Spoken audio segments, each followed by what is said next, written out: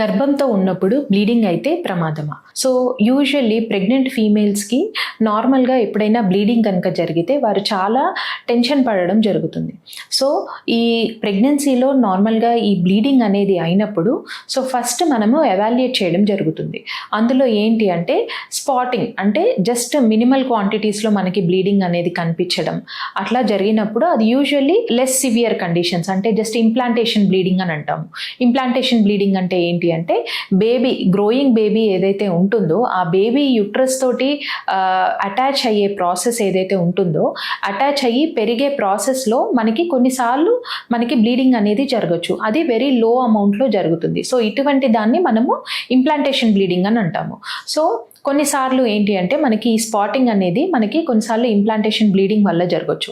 ఇంకొన్నిసార్లు ఏంటి అంటే మనకి వెజైనాలో ఏదైనా ఇన్ఫెక్షన్ ఉన్నా కూడా, లేదు సర్విక్స్లో ఏదైనా ఇన్ఫెక్షన్ ఉన్నా కూడా అప్పుడప్పుడు మనకి జస్ట్ స్పాటింగ్ లాగా కనిపించవచ్చు. సో ఇది మనకి ఎలా తెలుస్తుంది అంటే, మీరు అలా బ్లీడింగ్ లాంటిది ఎప్పుడైనా అయినప్పుడు ఖచ్చితంగా మీరు రొటీన్గా చూపించుకునే గైనకాలజిస్ట్ ఎవరైతే ఉంటారో వారిని కన్సల్ట్ చేస్తే వారు ఒకసారి లోకల్ ఎగ్జామినేషన్ చేసి మీకు చెప్పడం జరుగుతుంది. అండ్ ఇటువంటి కండిషన్స్లో యూజువల్లీ ఇంప్లాంటేషన్ బ్లీడింగ్ కానీ, లేదు అంటే మనకి ఇన్ఫెక్షన్స్ లాంటి కండిషన్స్లో మనం పెద్దగా మనకి బేబీ వెల్బీయింగ్కి కానీ, లేదు అంటే ఆ ప్రెగ్నెన్సీ కంటిన్యూ అవ్వడానికి కానీ మనకి పెద్దగా ఏమీ ఇబ్బంది జరగదు. అండ్ కొన్నిసార్లు ఏంటి అంటే ఈ బ్లీడింగ్ మనకి హెవీ క్వాంటిటీస్లో అవ్వడం జరుగుతుంది. అంటే జస్ట్ కనిపించడం కాకుండా ప్యాడ్ అంతా సోక్ అవ్వడం, ఇటువంటి కండిషన్స్.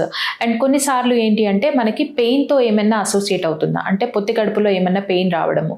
అండ్ కొన్నిసార్లు ఏంటి అంటే మనకి వీక్నెస్, అంటే జనరల్ మొత్తం బాడీ అంతా వీక్నెస్ తోటి ఏమైనా అసోసియేట్ అవుతుందా అనేది చూసుకోవాల్సి ఉంటుంది.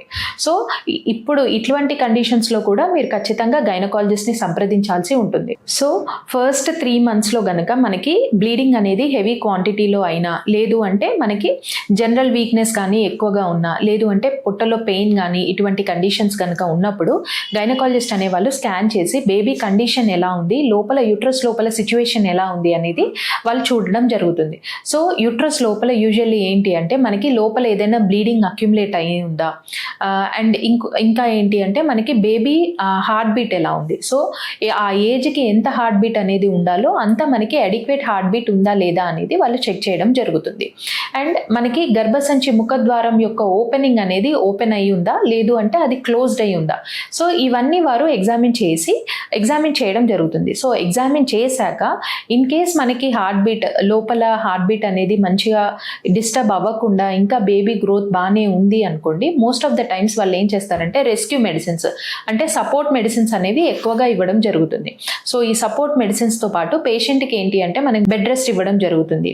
సో ఇటువంటి మనం ప్రికాషన్స్ తీసుకోవడం వల్ల, ఈ సపోర్ట్ మెడిసిన్స్ వల్ల యూజువల్లీ ఏమవుతుంది అంటే మనకి ఆ ప్రెగ్నెన్సీ అనేది ఆ లోపల బ్లడ్ క్లాట్ ఏదైతే ఇన్ కేస్ ఉన్నా కూడా అది మెల్లిగా రిజాల్వ్ అవ్వడము, ఆ ప్రెగ్నెన్సీ కూడా మనకి స్మూత్గా ప్రొసీడ్ అయ్యే అవకాశం ఎక్కువగా ఉంటుంది.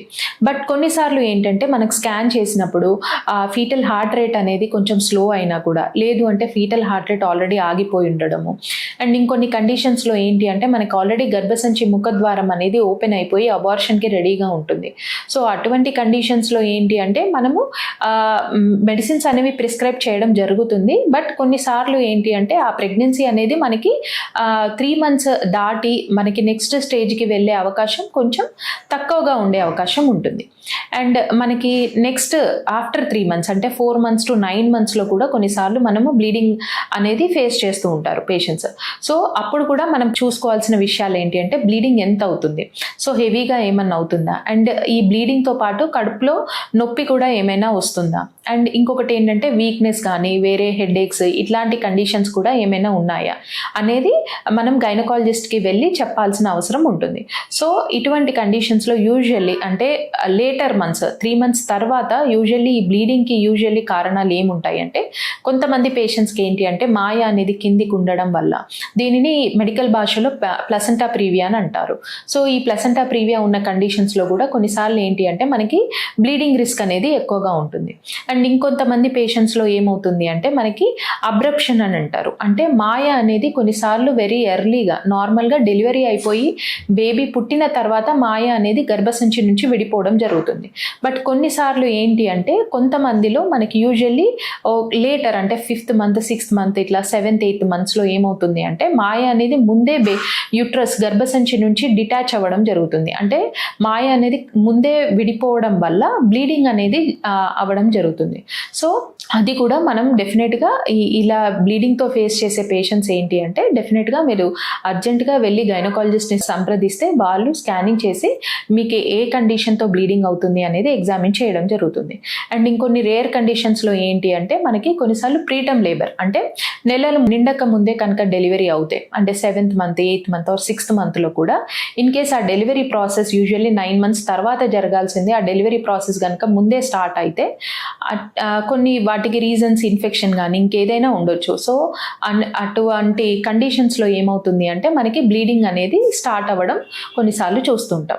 సో ఏ కండిషన్తో కూడా మనకి ఫస్ట్ నుంచి 9 months 7-8 months వరకు ఏ కండిషన్లతో అయినా కూడా మీకు బ్లీడింగ్ అయింది అంటే భయపడకుండా ఫస్ట్ వెళ్ళి మీరు గైనకాలజిస్ట్ని కన్సల్ట్ చేస్తే వారు మీకు ఏ ప్రాబ్లం వల్ల బ్లీడింగ్ అవుతుంది అనేది అనలైజ్ చేసి అండ్ దానికి అకార్డింగ్లీ మీకు ట్రీట్మెంట్ చేసి ప్రెగ్నెన్సీని అండ్ బేబీని సేవ్ చేయడానికి చాలా మటుకు హెల్ప్ చేయడం జరుగుతుంది. Thank you.